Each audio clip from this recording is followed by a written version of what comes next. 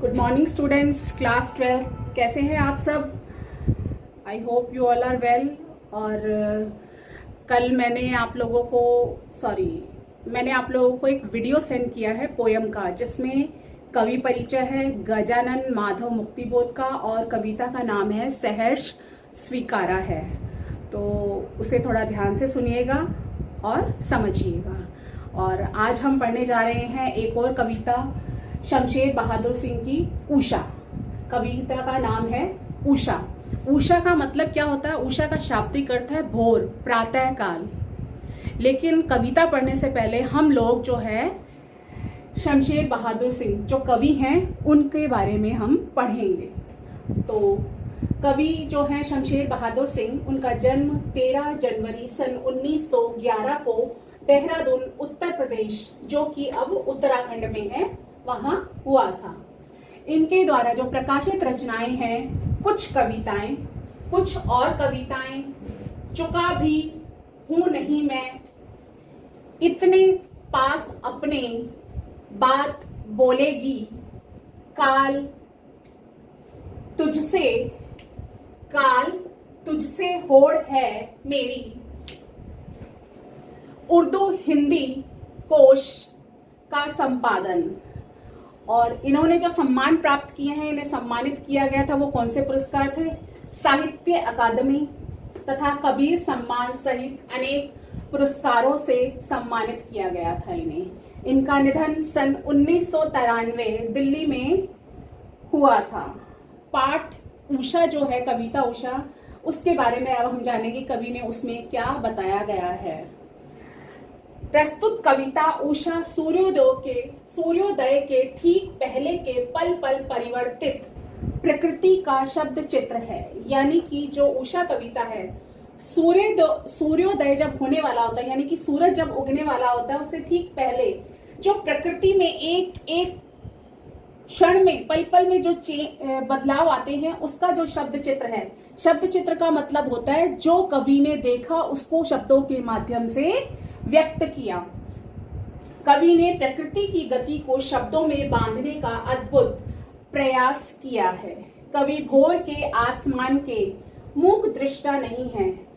भोर का समय और आसमान के दृष्टा मतलब आसमान में, दृष्टा मतलब देखने वाला, मूक मतलब चुप रहना, यानी कि उन्होंने जो आसमान में देखा उसके लिए वो चुप नहीं है, बल्कि भोर की आसमानी गति को धरती के जीवन भरे हलचल से जोड़ने वाले सृष्टा भी हैं। सृष्टा मतलब उसके लिए कविता रचने वाले, शब्दों के माध्यम से उसे लिखने वाले भी हैं। इसलिए वह सूर्योदय के साथ एक जीवंत परिवेश की कल्पना करता है। जीवंत परिवेश मतलब कि परिवेश मतलब वातावरण, जीवंत मतलब जिसमें कि जीवन दिखाई दे, जो गांव की सुबह से जुड़ता है। यानी कि कहाँ का वातावरण है? गांव का वातावरण।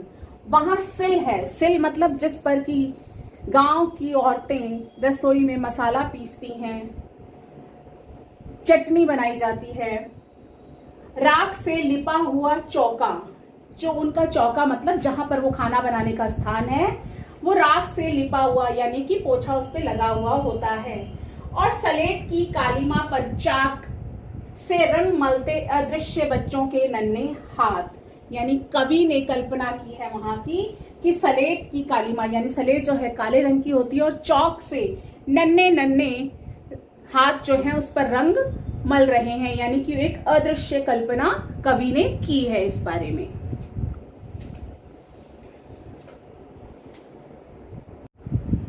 तो यह एक ऐसे दिन की शुरुआत है जहां है गति है और भविष्य, जहां गति है और भविष्य की उजास है, और हर कालीमा को चीर कर आने का एहसास कराती उषा। तो अब इसके बाद जो है हम कविता शुरू करने जा रहे हैं। प्रातः नभ था बहुत नीला शंख जैसे, भोर का नभ, राख से लिपा हुआ चौका जो अभी गीला है, बहुत काली सिल जरा से लाल केसर से कि धुल गई हो, सलेट पर या लाल खड़िया चाक मल दी हो किसी ने, कवि इसमें जो है प्रातः काल की भोर का वर्णन कर रहे हैं कि उस समय जो है आसमान का वातावरण कैसा था, और इसकी तुलना उन्होंने ग्रामीण परिवेश यानी गांव का जो वातावरण है, वहां के चूल्हा चौका और गांव की जो बच्चों की सलेट, इनसे उसकी तुलना की है। तो कवि कह रहे हैं कि प्रातःकालीन वातावरण को चित्रित करते हुए कहते हैं कि कवि कहते हैं कि प्रातः काल आकाश का रंग शंख के समान गहरा नीला है। यानी कि जो प्रातः काल है, जब सुबह होती है तो उस समय आकाश का रंग बिल्कुल शंख के समान गहरा नीला होता है। भोर होते ही आसमान में सफेदी बिखर जाती है, और थोड़ी सी और भोर होती है तो आसमान सफेद दिखाई देने लगता है, और वातावरण में एक नमी का एहसास होता है। और आसमान से बिखरी सफेदी ऐसे प्रतीत होती है, जब आसमान सफेद दिखाई देता है तो किसके समान लगता है? कवि ने उसकी तुलना किससे की है? देखिए, मानो किसी गृहिणी ने राख से चौका लीपा हो। यानी कि गांव में जो है चूल्हा जो और चौका जो है लीपा जाता है, वो राख से लीपा जाता है। तो आसमान में सफेदी छाई, तो कवि ने उसकी तुलना किससे की?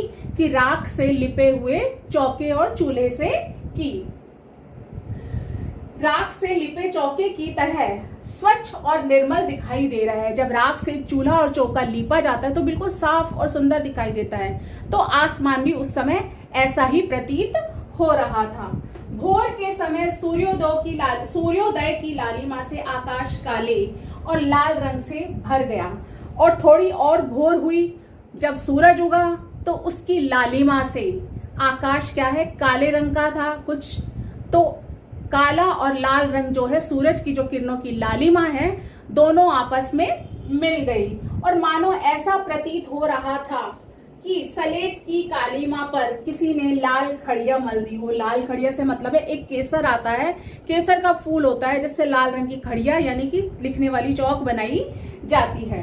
तो जब आसमान में सूर्योदय हुआ, उस समय आसमान थोड़ा सा काला था, नीला था, और उसमें जब लाल रंग सूर्योदय की लालिमा जब आई, दोनों मिल गए, तो ऐसा लगा कि जैसे किसी ने काली सलेट पर लाल रंग की खड़िया मल दी हो।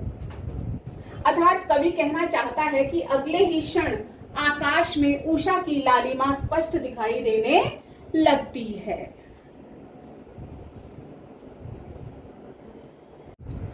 कविता का सेकंड पैराग्राफ है, नील जल में या किसी की गौर झिलमिल देह जैसे हिल रही हो, और जादू टूटता है इस उषा का, अब सूर्योदय हो रहा है। यानी कि अब पूर्ण रूप से सूर्योदय होने वाला है, और उषा यानी कि भोर का जो समय है, उसका जादू अब टूटने लगा है। तो कवि ने इसकी व्याख्या कुछ इस प्रकार की है। कवि ने सूर्योदय की बेला को सूक्ष्मता से अनुभव किया है, मतलब उसको बारीकी से अनुभव किया है। सूर्योदय से कुछ क्षण पूर्व ही नीले आकाश में श्वेत प्रकाश फैल जाता है। यानी कि सूर्योदय जब तक पूर्ण रूप से नहीं होता है, तब तक क्या होता है? नीले आकाश में श्वेत प्रकाश फैल जाता है। ऐसा लगता है मानो नीले जल में चंद्रमा की परछाई झिलमिला रही है। यानी कि चंद्रमा जब डूब जाता है, अस्त हो जाता है, तो उसकी एक परछाई सी होती है सफेद रंग की, तो वो नीले जल में क्या है? ऐसे लग रही थी जैसे कि कोई परछाई झिलमिला, गौरी परछाई झिलमिला रही है। इसके साथ ही सूर्य उदित हो जाता है, यानी कि सूर्य उग जाता है, और उषा का समस्त सौंदर्य भी समाप्त होने लगता है। जो प्रातःकालीन यानी कि सूर्योदय से पूर्व का जो सौंदर्य है, वो भी धीरे धीरे समाप्त होने लगता है। और कवि ने सूर्योदय के साथ ही उषा के प्रभाव के समापन की सुंदर झांकी प्रस्तुत की है। कवि ने अपने शब्दों और कल्पना के माध्यम से, कुछ प्रतीक और बिंबों के माध्यम से जो है सूर्योदय से पूर्व का वातावरण और सूर्योदय के बाद उषा के प्रभाव के समापन को जो है बहुत ही सुंदर तरीके से प्रस्तुत किया है। अब हम कविता में कुछ जो विशेष टिप्पणियां हैं उनके बारे में जान लेते हैं। सबसे पहले है, कविता में भाषा तत्सम निष्ठ खड़ी बोली है। शंख जैसे में उपमा अलंकार का प्रयोग किया गया है। काली सिल नील जल में अनुप्रास अलंकार है। बहुत काली सिल धुल गई, यानी कि इन पूरी पंक्तियों में, और काली सलेट पर किसी ने इन यहाँ काली सरेर से लेकर पर किसी ने और बहुत काली से लेकर धुल गई तक जो भी इसके बीच की पंक्तियां हैं उसमें क्या है, उत्प्रेक्षा अलंकार का प्रयोग हुआ है। नंबर 5, नवीन उपमानों के प्रयोग से कविता में जीवंतता आ गई है। नए नए उपमानों यानी कि प्रतीकों का, उदाहरणों का प्रयोग जो कवि ने किया है उससे कविता में क्या है, एक जीवंतता आ गई है। प्रतीकात्मक एवं चित्रात्मक शैली का प्रयोग हुआ है। प्रतीक के रूप में उन्होंने जो जो चिन्ह लिए हैं और चित्र दर्शाए हैं शब्दों के माध्यम से, उससे बहुत ही अच्छी कविता बन पड़ी है। कवि की कल्पनाशीलता अद्भुत है। फिर है कविता की आंतरिक लय और गेयता देखते ही बनती है। तो आज हमने जो है शमशेर बहादुर जो कवि हैं उनकी कविता उषा पढ़ी। उसमें हमने प्रातःकालीन यानी भोर से पहले, सूर्योदय से पूर्व के वातावरण यानी कि कवि की उसमें कल्पना शक्ति को महसूस किया कि कवि ने जो है भोर के वातावरण का कितना सुंदर चित्रण जो है कविता के माध्यम से प्रस्तुत किया है। धन्यवाद।